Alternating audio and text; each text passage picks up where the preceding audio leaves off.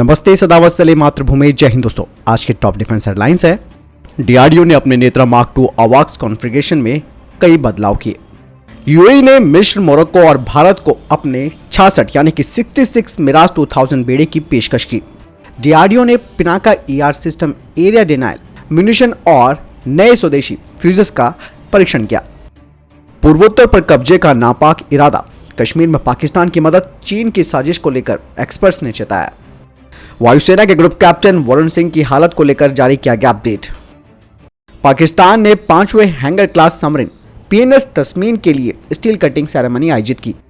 इसरो ने चीनी company Oppo की भारतीय इकाई से हाथ मिलाया। नाविक मैसेजिंग सर्विस के लिए मिलकर करेंगे रिसर्च। 8 दिसंबर को हुई हेलीकॉप्टर दुर्घटना में जीवित बचने वाले अकेले व्यक्ति ग्रुप कैप्टन वरुण सिंह इस वक्त अस्पताल में जिंदगी और मौत से जंग लड़ रहे हैं। उनका इलाज कमांड अस्पताल बेंगलुरु में चल रहा है। इस दुखद दुर्घटना में सीडीएस जनरल विपिन रावत और 12 अन्य लोगों की जान चली गई थी। भारतीय वायुसेना के अधिकारियों ने कहा कि भारतीय वायुसेना के अधिकारी ग्रुप कैप्टन वरुण सिंह की हालत नाजुक है लेकिन स्थिर बनी हुई है और उनकी सलामती के लिए हम सभी लोग प्रार्थना भी कर रहे हैं।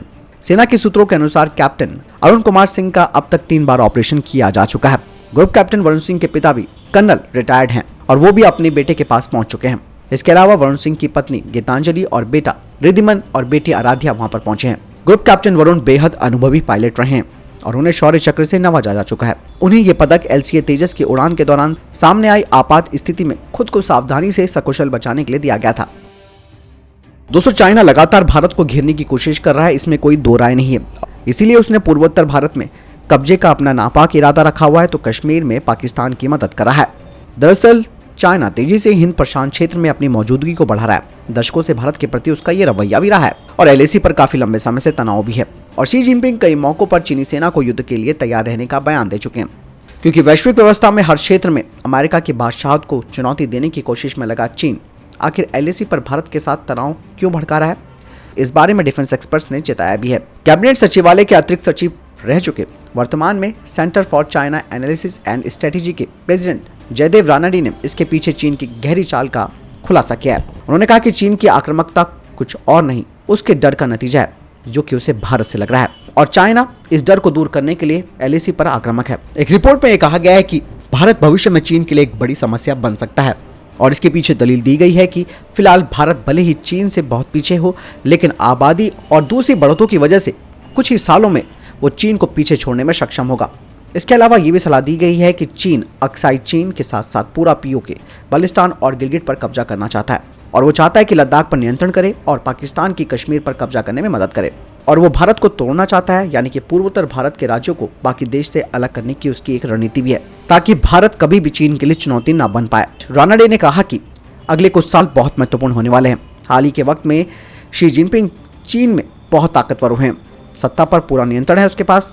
और ये नहीं, इसके अलावा रानाडे जी ने कहा कि भारत चाइना की कुटिल चाल को जानता है और उसे काउंटर करने पर लगा हुआ है और भारत ने बहुत सही तरीके से चाइना को काउंटर किया है। इसके लिए एक तरफ तो अंतर्राष्ट्रीय स्तर पर अपने आप को भारत ने मजबूत बनाया है, गठबंधन बनाया है और चीन की घेराबंदी की है, तो दूसरी तरफ उसकी सप्लाई चेन पर निर्भरता भी कम की जा रही है, जिस पर चीन का दबदबा है। कुल मिलाकर यह देखा जा सकता है कि चीन कहीं ना कहीं एक डर के माहौल में जी रहा है, जो कि उसे भारत से लग रहा है कि भारत उसे आने वाले सालों में ओवरटेक ना कर जाए। इसलिए भारत के ऊपर प्रेशर बनाया जाए ताकि भारत आगे ना बढ़ सके। और चीन की जो नीतियां हैं, जैसे हिंद प्रशांत क्षेत्र पर कब्जा करना, लद्दाख पर कब्जा करना और नॉर्थ ईस्ट के जो बाकी के एरिया है उसे भारत से काट देना, इधर पाकिस्तान की मदद करना, यानी कि भारत को उलझा कर रखने की वो कोशिश कर रहा है। लेकिन भारत ने भी सही तरीके से उसका जवाब दे दिया है, चाहे वो इंटरनेशनल गठबंधन बनाया हो या फिर उसकी सप्लाई चेन का ऑप्शन निकालने की बात कही हो। आपको क्या लगता है, कमेंट सेक्शन में लिखकर जरूर बताएं। विदेश मंत्री एस जयशंकर ने लोकसभा में एक सवाल का जवाब देते हुए कहा कि ईरान पर अमेरिकी प्रतिबंधों से भारत की चबहार बंदरगाह परियोजना प्रभावित नहीं हुई है और ना ही आगे होगी। इसके अलावा उन्होंने कहा कि ईरान में भारत की चबहार बंदरगाह परियोजना के लिए अमेरिकी प्रतिबंध से कोई लेना देना नहीं है। साथ ही विदेश मंत्री एस जयशंकर ने कहा कि हमने 2018 में टर्मिनल पर कब्जा कर लिया था। हम पहले ही 6 क्रेन की आपूर्ति कर चुके हैं ईरान को और टर्मिनल पूरी तरह से काम में है। अमेरिकी प्रतिबंध इस परियोजना के लिए बिल्कुल भी प्रासंगिक नहीं है। चबहार बंदरगाह संचालन पर हमारे सभी समझौते ईरान तक सीमित हैं। नाविक के लिए इसरो और ओप्पो ने डील की। हालांकि दोस्तों ये बात तो अच्छी है, लेकिन समस्या ये है कि ओप्पो चाइनीज कंपनी है और ऐसे में भारत क्यों उसके साथ जा रहा है। ये भी अपने आप में एक समस्या है। दरअसल इसरो ने स्मार्ट डिवाइस बनाने वाली दिग्गज चीनी कंपनी ओप्पो की भारतीय इकाई से हाथ मिलाया है। इस साझेदारी के तहत नाविक मैसेज सर्विस के रिसर्च और डेवलपमेंट को मजबूत करने का ये काम करेंगे। नाविक सिस्टम इसरो के द्वारा विकसित किया गया एक ऐसा सिस्टम है जो क्षेत्रीय नेविगेशन सर्विसेज उपलब्ध कराता है और इसके तहत भारतीय भूमि और इसके बाहर के करीबन 1500 किलोमीटर तक का एरिया कवर किया जाएगा। इसके अलावा इसका जो मेन वर्क है वो है पोजिशनिंग, नेविगेशन और टाइमिंग सेवाएं उपलब्ध कराना। नाविक के जरिए शॉर्ट मैसेज को ब्रॉडकास्ट भी किया जा सकता है। इसरो और ओप्पो के बीच समझौते के तहत ये डिवाइस इस्तेमाल के लिए हर समय तैयार है और end to end application specification solution को बनाने के लिए नाविक मैसेजिंग सर्विस से जुड़ी तकनीकी जानकारियों का लेन देन होगा। इसके लिए नाविक मैसेजिंग सर्विस को मोबाइल हैंडसेट प्लेटफॉर्म के साथ इंटीग्रेटेड किया जाएगा। इसमें भारतीय यूजर्स की ज़रूरतों का भी ख्याल रखा जाएगा। मैसेजिंग सर्विस का इस्तेमाल मुख्य रूप से ऐसे इलाकों में जीवन सुरक्षा से जुड़े अलर्ट के प्रसारण के लिए भी किया जा सकता है जहां कम्युनिकेशन की सुविधा है या नहीं है या फिर बहुत कमज़ोर है। इसका मुख्य रूप से समुद्री इलाके में इस्तेमाल किया जाएगा। ओप्पो इंडिया की मैन्युफैक्चरिंग प्लांट इस वक्त नोएडा में है और R&D सेंटर हैदराबाद में है। ओप्पो इंडिया के द्वारा जारी बयान के मुताबिक इसरो के चेयरमैन के सिवन ने इस प्रयास की प्रशंसा की है और उन्हें ओप्पो इंडिया को अपने आने वाले प्रोडक्ट्स में नाविक को शामिल करने की इच्छा जताई है। हालांकि दोस्तों, ये जब ओप्पो चाइना की कंपनी है और ऐसे में चाइना के साथ ही भारत को काम करने को मिला था क्या? ऐसे तो ये लोग सारी जानकारियां हमारी नेविगेशन से जुड़ी चाइना तक पहुंचा देंगे और ऐसे में इसका इस्तेमाल जब हम समुद्र में भी करेंगे तो जानकारी ऑब्वियसली बात है ये बहुत बड़ी सेंध लग सकती है। इसलिए हम कहना चाहेंगे कि भले ही ओप्पो को R&D के लिए यहाँ पर रखा गया है, लेकिन कहीं ना कहीं जानकारी देश के बाहर जाएगी क्योंकि इनका कोई भरोसा नहीं है। ऐसे में इसरो को किसी और प्राइवेट कंपनी के साथ हाथ मिलाकर इन चीज़ों पर काम करना होगा और जो नाविक की चिप भी बनेगी उसके लिए हमें इंटरनेशनल पार्टनर्स चाइना को छोड़ के किसी और को भी ढूंढना चाहिए। दोस्तों, अब तो भारत के यूजर्स काफ़ी अलर्ट हो गए हैं कि वो ओप्पो हो या फिर इनका शाओमी हो, आई थिंक शाओमी भी इन्हीं का ही होगा, और लेनोवो हो, ये सब का इस्तेमाल करने से बच रहे हैं। तो ऐसे में जब हम इनका इस्तेमाल करेंगे नहीं तो इसमें नाविक देने की ज़रूरत ही नहीं होनी चाहिए। कमेंट सेक्शन में ज़रूर लिख के बताएं इस मुद्दे का हल कैसे किया जाए।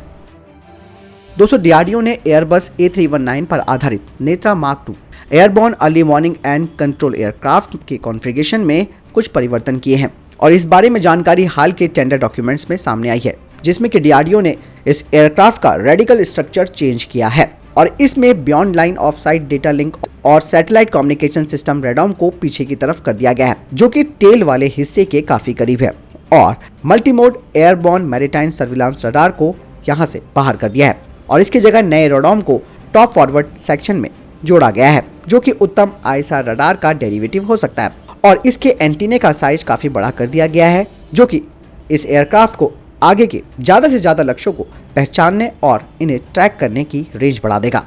DRDO ने इसके अलावा एयरक्राफ्ट में advance electro optical targeting system को लो मिड फॉरवर्ड फ्यूजलाज सेक्शन में लगाया है, जिसे कि AMCA के लिए भी तैयार किया जा रहा है।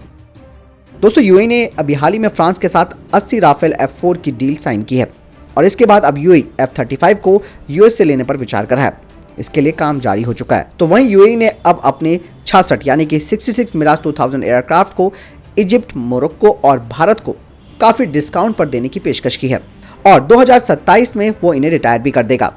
आपको बता दें कि भारत और इजिप्ट एक जैसे मिराज 2000 एयरक्राफ्ट का इस्तेमाल करते हैं, जबकि मोरक्कन एयरफोर्स पुराने मिराज F1 वेरिएंट का इस्तेमाल करती है। मीडिया रिपोर्ट्स में कहा जा रहा है कि UAE कुछ एयरक्राफ्ट भारत को फ्री में भी दे सकता है। वहीं दूसरी तरफ इंडियन एयरफोर्स ने 27 मिलियन यूरो का कॉन्ट्रैक्ट किया है फ्रांस के साथ, जिसके तहत 24 फेस आउट मिराज 2000 एयरक्राफ्ट को खरीदा जाएगा स्पेयर्स के लिए, जो कि भारत की करंट फ्लीट है मिराज की, उन्हें 2040 तक ऑपरेशनल कर देगा। इसके अलावा भारतीय वायुसेना ने फ्रांस से 2 ऑपरेशनल ट्रेनर वेरिएंट भी लिए हैं मिराज 2000 के, जो कि 2 खोए हुए मिराजों की कमी को पूरा कर देगा। पाकिस्तान ने अपनी 5th हैंगर क्लास सबमरीन की स्टील कटिंग सेरेमनी आयोजित की, जिसे कि कराची शिपयार्ड में आयोजित किया गया। पाकिस्तान में बनने वाली ये पनडुब्बी चाइना की युआन क्लास सबमरीन, जो कि 2800 टन कैटेगरी वाली है, उसका एक्सपोर्ट वेरिएंट है और ये पनडुब्बी 533 mm टॉर्पीडो ट्यूब्स और submarine launch anti ship cruise missile से लैस है।